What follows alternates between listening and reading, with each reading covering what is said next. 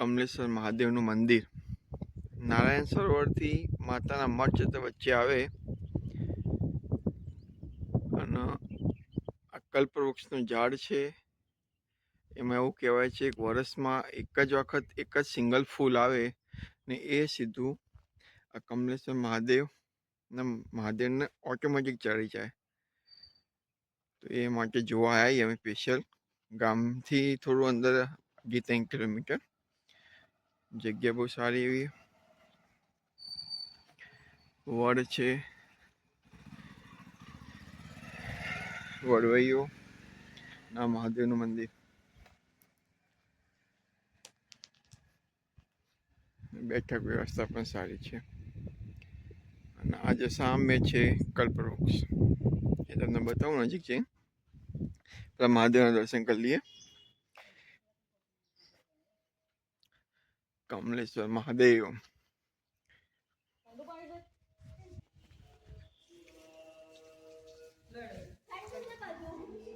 જય મહાદેવ. કમલેશ્વર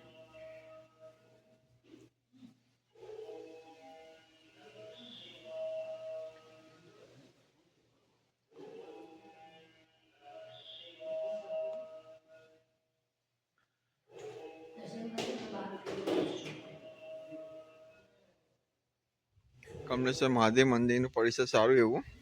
હવન કુંડ બેટા. આવા ઉપલેશ્વર ધૂણીમાં મળતું નહીં. હા, ખવાય. અખંડ ધૂણી કહેવાય બેટા આને.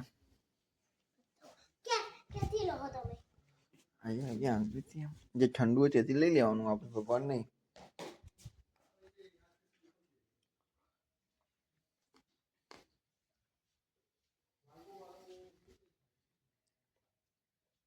આબુ વડાપ્રધાન મહાદેવજી. બધાના ભગવાનના વડાપ્રધાન મહાદેવજી કહેવાય બેટા. બધા ભગવાનના વડાપ્રધાન મહાદેવજી કહેવાય. વડાપ્રધાન આપણે નરેન્દ્ર મોદી સાહેબ ને એ રીતના ભગવાનોના મહાદેવજી કહેવાય.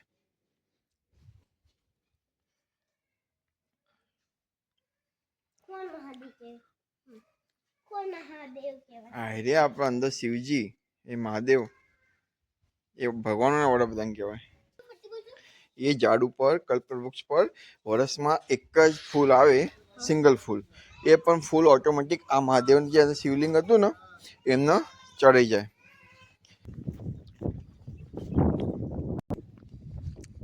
માનતા હોય કે હું જેટલા પથ્થરનું ઘર બનાવું એટલું મારું રિયલ લાઈફમાં ઘર બનાવે મહાદેવજી. આ કલ્પવૃક્ષ છે. આના ઉપર વર્ષમાં એક જ ફૂલ આવે. એ પણ ફૂલ સામે એક્ઝેક્ટ કલ્પવૃક્ષની સામે મહાદેવનું મંદિર છે, જે આપણે હાલ જઈને આવ્યા. ઓટોમેટિક ત્યાં એમના સમર્પિત થઈ જાય.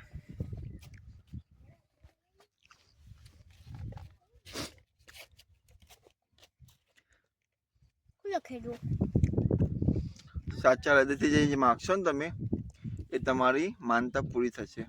માનતા એટલે જે કાનમાં તે કીધું તું ને એ.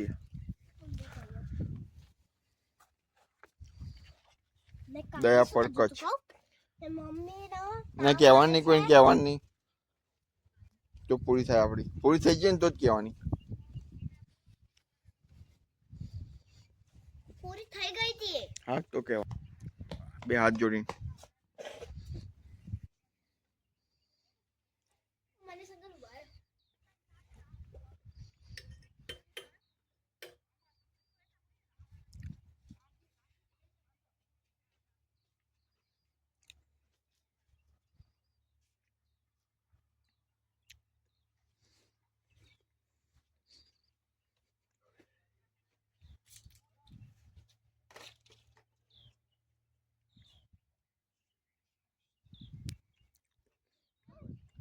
કલ્પવૃક્ષમાં એક ખાસિયત, દરેક 5 પત્તા જ હોય બરોબર. દરેક ડાળી ઉપર 5 જ પત્તા હોય, 5 નહીં જોવા. આ વૃક્ષ બહુ નહીવત જોવા મળે. અરે વાહ.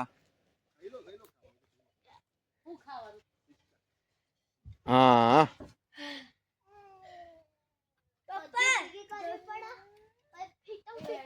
પછી ઓકે ચલો.